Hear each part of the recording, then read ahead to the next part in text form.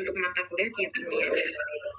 Langsung saja ya kita mulai untuk pengenalan mengenai biokimia. Nah, jadi apa itu biokimia? Biokimia merupakan ilmu yang mempelajari reaksi kimia yang ada pada makhluk hidup, ataupun nanti bisa juga disebut atau definisi lain menyebutkan biokimia merupakan ilmu yang mempelajari molekul yang terdapat pada makhluk hidup, reaksi kimia yang terjadi di dalamnya, termasuk katalis enzim, serta ekspresi dan regulasi proses metabolisme.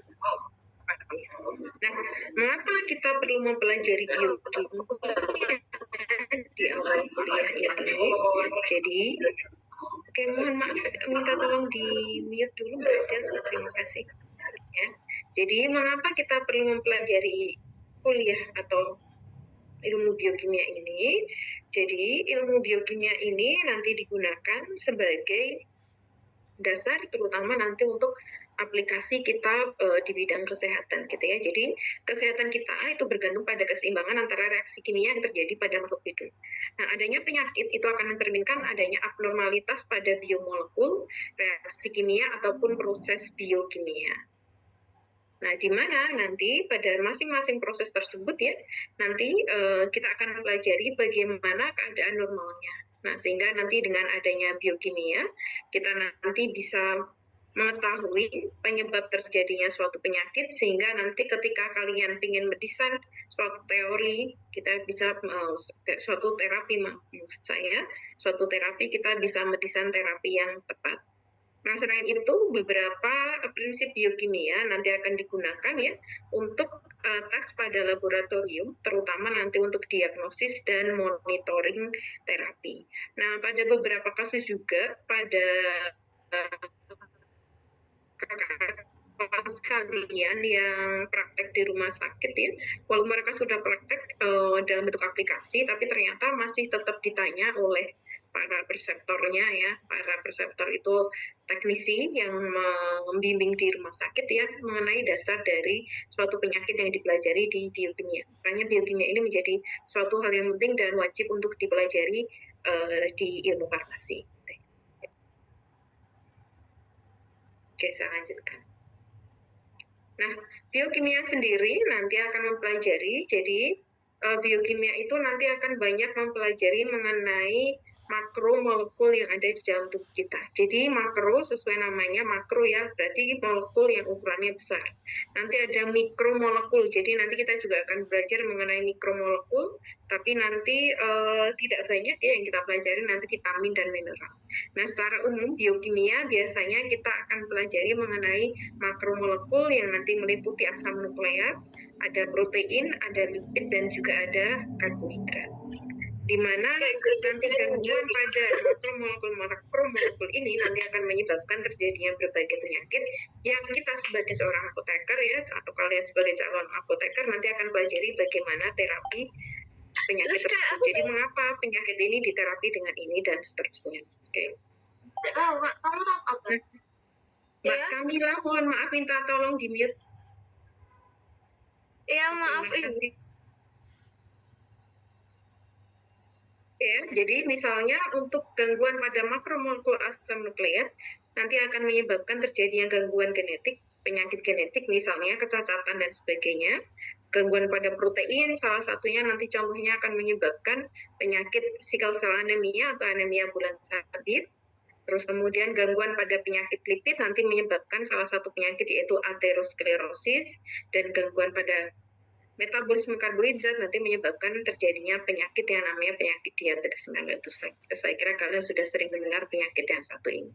Nah, sehingga biokimia ini ada kaitannya dengan terjadinya suatu penyakit, sehingga kita harus mempelajari, wajib mempelajari biokimia. Nah, ini adalah gambaran mengenai makhluk hidup ya. Jadi makhluk hidup secara umum kita banyak lihatnya nanti dari populasi. Dari populasi kita ambil dari personal ya, individu menjadi organisme. Dari organisme tersusun atas organ, organ itu tersusun atas jaringan atau tisu, dan kemudian jaringan tersusun atas sel. Nah, di dalam sel sendiri, sel itu akan tersusun dari gen atau DNA ataupun asam nukleat ya, dan juga protein ya. Nah, di mana kalau populasi kita belajarnya di ekologi, terus organisme kita belajar di fisiologi, organ kita belajarnya sudah ya kemarin di anatomi, terus kemudian jaringan dipelajari di histologi, sel belajarnya di cytologi, kalau belajarnya di biosel, kalau di farmasi, gen dan protein belajarnya di molecular biology, dan untuk molekulnya sendiri kita belajarnya di biochemistry atau di biokimia. Nah, inilah yang menyusun sel kita ya. Jadi sel kita terdiri atas organel-organel yang kita sebut nanti sebagai supramolekular kompleks ya. Contohnya ada kromatin, ada membran plasma, dan juga ada dinding sel pada tumbuhan. Di mana kromatin ini tersusun atas makromolekul yaitu DNA. Sedangkan membran plasma di sini ada protein ya, dan juga terkadang ada glikonya atau ada gulanya, terkadang juga nanti ada lipidnya ya, karena dia terdiri dari fosfolipid bilayer. Nah, kalau pada dinding sel terdiri dari selulosa. Ini DNA, protein, dan selulosa ini kita sebut sebagai makromolekul. Di mana makromolekul ini tersusun atas monomernya, yaitu DNA tersusun atas nukleotidanya, protein tersusun atas asam amino, dan selulosa ini tersusun atas gulanya ya. Nah, ini yang nanti akan kita pelajari pada biokimia. Jadi kalau ini ke sini ya, ke lebih besar, ini tadi ya, kalian belajarnya sudah di biologi molekuler ataupun sudah di biologi sel ya, kita sekarang kan belajar lebih ke molekulnya, belajarnya di biokimia.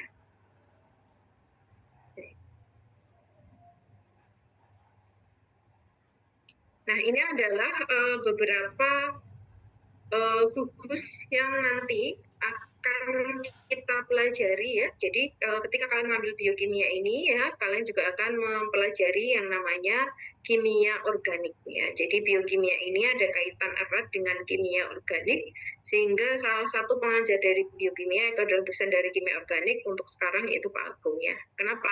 Karena yang namanya tadi makromolekul yang tersusun atas monomer, di mana monomer ini terdiri dari beberapa gugus ya. Misalnya nukleotida, di sini ada fosfat ya, ada fosfatnya, di sini kemudian ada gulanya, di sini ada basa nukleotidanya. Ini kan ada gugus-gugusnya masing-masing. Nah, begitu pula dengan asam amino, di sini ada gugus aminonya ya, N, di sini ada gugus karbonilnya ya, ada C dan seterusnya ya. Di sini ada gugus etil ataupun metil nanti, tergantung rantai sampingnya. Oke. Nah, sehingga biokimia bisa dikaitkan erat dengan kimia organik, di mana nanti kita akan pelajari berbagai macam gugus pada struktur kimia seperti metil, etil, fenil, karbonil, dan seterusnya ya, ada karboksil, hidroksil, enol, dan seterusnya, di mana pada struktur-struktur ini yang menyusun nanti monomer-monomer yang nanti akan membentuk makro ya. Ini ternyata banyak banget yang belum masuk ya. Ini saya terdistrak sekali dengan partisipan yang baru hadir ini ya. Jadi harus klik atur. Oke, saya lanjutkan ya. Nah, ini contohnya ya. Ini adalah yang namanya asetil koenzim A. Jadi asetil koenzim A atau asetil CoA nanti disebutnya, ini merupakan dia pembawa grup asetil. Fungsinya ini nanti ya, jadi si asetil-CoA ini nanti akan banyak kita pelajari nanti terutama di bagian metabolisme lemak ya nanti setelah UTS. Jadi asetil-CoA ini tersusun atas beberapa gugus kimia, gugus struktur kimia seperti ada tioester, ada amido ya, kemudian ada hidroksil, ada fosfoanhidrat, ada imidazol ya, kemudian ada gugus fosfor dan juga gugus amino. Nah, nanti ketika kita belajar biokimia sehingga kita tidak atau erat kaitannya nanti dengan kita akan mempelajari kimia organik, karena kita nanti juga akan belajar mengenai struktur-struktur kimia seperti ini.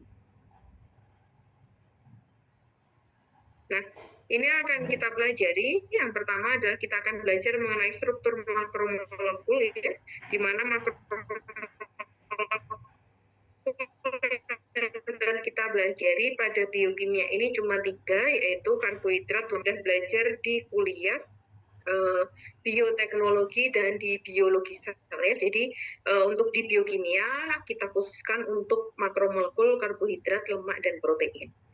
Selain makromolekul nanti kita juga akan mempelajari mikromolekul, yaitu ada vitamin dan mineral. Nah, selain itu kita juga akan pelajari mengenai gangguan nutrisi, yaitu ada anemia dan obesitas nanti, dan juga kita akan belajar ya untuk genetik khusus ya tadi asam nukleat dipelajari di biosel dan di bioteknologi. Itu aja. Ini adalah cabang dari biokimia, jadi bagi yang tertarik dengan biokimia ya, jadi biokimia itu mempelajari makromolekul seperti karbohidrat yang nanti tersusun, contohnya karbohidrat adalah gula ya, ataupun pati, ataupun tadi contohnya selulosa pada tumbuhan ya, pada dinding sel tumbuhan. Nah, biokimia juga mempelajari mengenai lemak ya, isinya itu adalah lemak dan kemudian minyak. Nanti kita akan belajar ada yang namanya lemak bersaturasi dan kemudian tidak tersaturasi ya, jenuh dan tidak jenuh bahasa Indonesianya. Juga nanti kita akan sedikit mempelajari tentang lemak-lemak yang terdapat pada membran. Nah, selain itu pada biokimia kita juga akan mempelajari makromolekul protein yang tersusun atas asam amino yang dia dihubungkan satu sama lain dengan peptida ya, ikatan peptida. Untuk asam nukleat, DNA, RNA, nukleotida, basa ataupun gulanya ini kalian mempelajari tadi ya, kalau nggak di biosel sudah mempelajari nanti atau akan mempelajari di kuliah bioteknologi. Jadi kita khususkan untuk karbohidrat, lipid, dan protein. Nah, materinya apa saja? Jadi nanti kita selama satu semester kita akan mempelajari 4 hal, yaitu ada materi struktur, ada fungsi, dan juga ada metabolisme ya. Selain itu kita juga akan belajar mengenai gangguan nutrisi. Nah, ini adalah kaitan antara satu metabolisme dengan metabolisme yang lain yang nanti akan kalian pelajari selama satu semester ini. Jadi nanti kita selama satu semester kita akan pelajari metabolisme karbohidrat yang warnanya biru ini ya. Kita sedikit nanti mengenai kompleks karbohidrat. Kita juga akan mempelajari metabolisme dari protein yang tersusun atas asam amino yang warnanya kuning di sini. Kita juga akan mempelajari nanti metabolisme lipid atau lemak yang warnanya hijau di sini ini, dan juga nanti pelajari tentang bagaimana pembentukan energi atau metabolisme energi di dalam tubuh kita yang sedikit ini yang warnanya ungu. Gitu. Nah, nanti di akhir kita akan pelajari mengenai kofaktor dan vitamin. Nah, antara metabolisme satu makromolekul dengan makromolekul lain, seperti yang Anda lihat pada gambar ini, semuanya itu saling bergabung ya. Jadi tidak ada yang namanya karbohidrat tersendiri, protein sendiri, terus kemudian lemak sendiri itu enggak. Jadi mereka satu sama lain akan saling terhubung ya, atau terlink gitu ya, terhubung. Nanti akan lebih jelas ketika kita mempelajari pada masing-masing metabolisme makromolekul.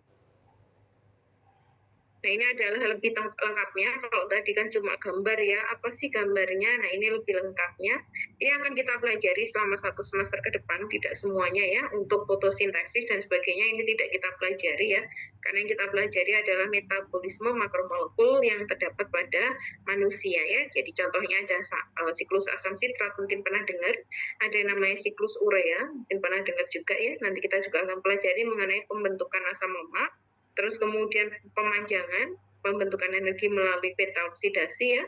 Terus kemudian nanti kita akan pelajari tentang pembentukan atau metabolisme dari karbohidrat dan seterusnya. Nah, ini nanti akan tenang aja ya, kalau sekarang kok kayaknya pusing gini ya, lihat ini jalur apa sih? Ini bukan jalur kereta api atau KRL, bukan. Ini adalah jalur metabolisme yang ada pada tubuh kita. Nah, ini akan kita pelajari selama satu semester ke depan. Nah, untuk kelasnya tahun ini spesial ya karena kita memiliki 4 kelas biokimia ya. Karena angkatan yang berarti 2021 ke 22 ya.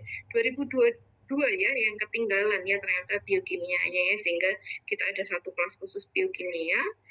Jadi kita ada 4 kelas, yaitu kelas A di Selasa jam 10.40 di 3B, kelas B Jumat jam 7 di ASDB ya, ruang 102, kelas C hari Rabu jam 13.20 di RK3B, dan kelas D di hari yang sama, yaitu di hari Rabu, cuma jamnya jam 16.10, ruangannya sama di 3B ya. Nah, untuk dosennya nanti ada 4 orang, jadi ada saya, ada Bu Francisca, ada Pak Agung ya, bukan Budian, ini Pak Agung, dan kemudian nanti ada Pak Hilmi ya. Jadi ada 4 orang dosen untuk biokimia. Nah ini adalah untuk jadwal kuliahnya. Jadi minggu ini kita akan langsung mulai materi yang akan disampaikan oleh Pak Agung. Jadi nanti Pak Agung akan masuk 3 kali, akan menjelaskan mengenai struktur makromolekul. Nanti dimulai dari struktur karbohidrat, struktur protein, dan struktur lemak selama 3 pertemuan. Terus kemudian nanti akan disusul oleh Bu Siska.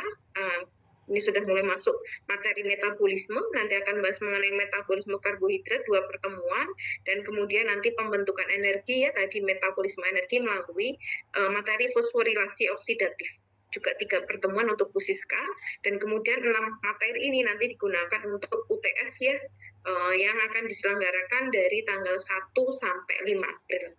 Nah, selama UTS seperti yang tertera di sini, kalian tetap presensi sesuai dengan tanggal yang ada pada jadwal ini. Nanti akan saya share. Tenang aja. Nah, sedangkan setelah UTS, nanti saya akan masuk dengan 4 pertemuan. Nanti yang pertama metabolisme dan sintesis asam amino. Yang kedua nanti kita akan pelajari tentang enzim ya. Terus kemudian metabolisme lemak sebanyak 2 kali. Nah, setelah itu nanti akan Pak Hilmi akan masuk ya, yaitu memberikan materi mengenai vitamin dan mineral, gangguan nutrisi, dan juga nanti ada tugas ya dari Pak Hilmi, tugas mandiri, dan kemudian nanti ada UAS ya.